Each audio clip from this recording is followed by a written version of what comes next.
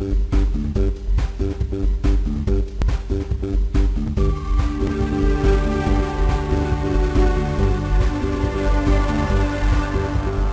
going to take about 5 or 10 minutes and introduce the idea of disruptive thinking, what I mean by it, what it looks like, how it applies.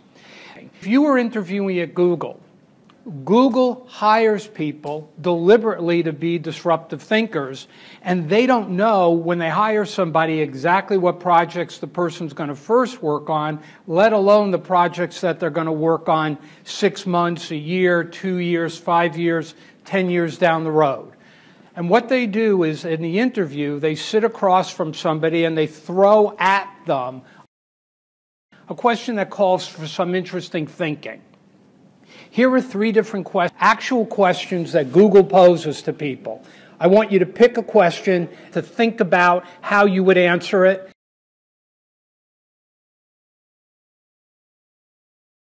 Linear thinking is like problem, solution, question, answer. Origin, destination, idea, innovation, one to the other, and it's a very straightforward progression, almost automatic sometimes, to go from the problem to the solution, linear.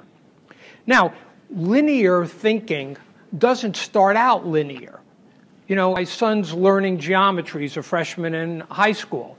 And so as he's learning geometry, he's going all over the place trying to figure out theorems and sometimes working backwards and doubling up and hitting blind alleys. Then as he does it some more, he gets the band narrower and the problem solving faster. And as he does it some more, it moves into this kind of linear realm. But by the time we got to be smart puppies like we are, we know how to jump from question to answer in that kind of linear way within your own discipline.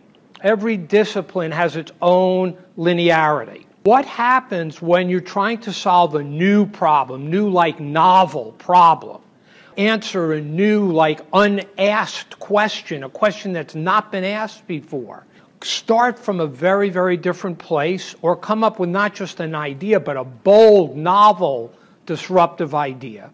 Or, on the other hand, you're looking for new novel solutions, novel answers, going to a new place you haven't gone before, and you're trying to make a bold idea into a practical innovation.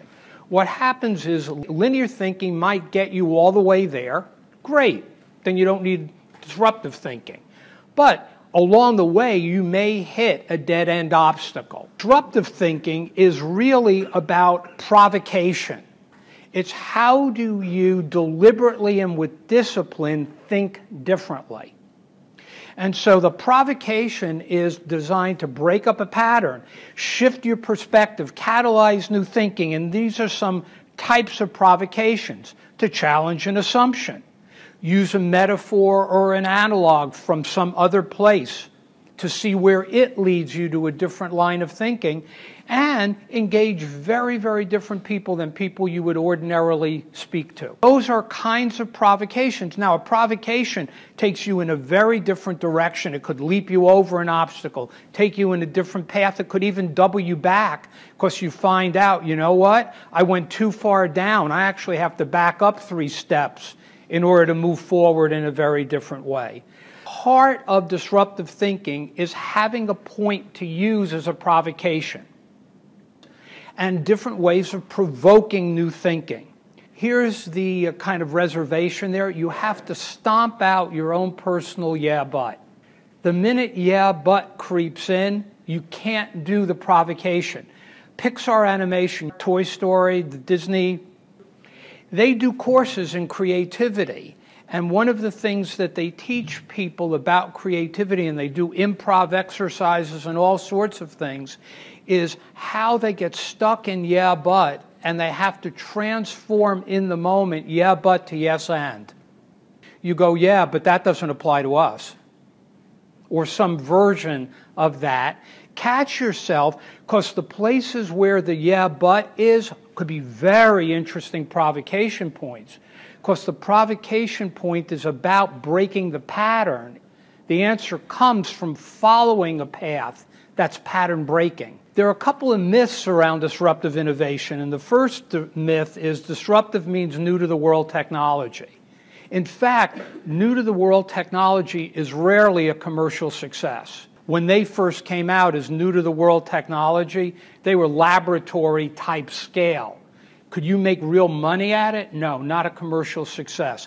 Not at the kind of success that you need to leverage growth. Disruptive equals high commercial risk. I usually get a lot of people going, if we're going to do something disruptive, there's a lot of risk involved in doing that. And then first mover advantage. So those are myths. I think of effective disruption as one, it's bold ideas made commercially profitable.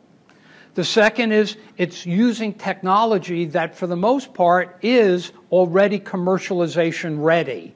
If it's not commercialization ready, it may be too early. Solving problems that others have overlooked or customers have learned to live with. And then often, disruptive innovation requires business innovation that goes along with it in order to make it a commercial success.